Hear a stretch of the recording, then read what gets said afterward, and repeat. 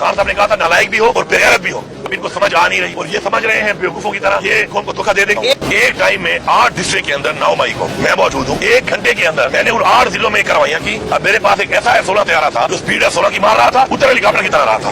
तो ये टेक्नोलॉजी पाकिस्तान में मेरे पास है तो मेरे को साबित कर ले। पाकिस्तान की तारीख का सबसे बड़ा मैंडेट इमरान खान को दिया था, उसको चोरी करके फॉर्म 47 वालों को दीवानों में भेजा गया है। मेरे ख्याल में पाकिस्तान की तारीख की सियासी बदतरीन धांधली हुई है।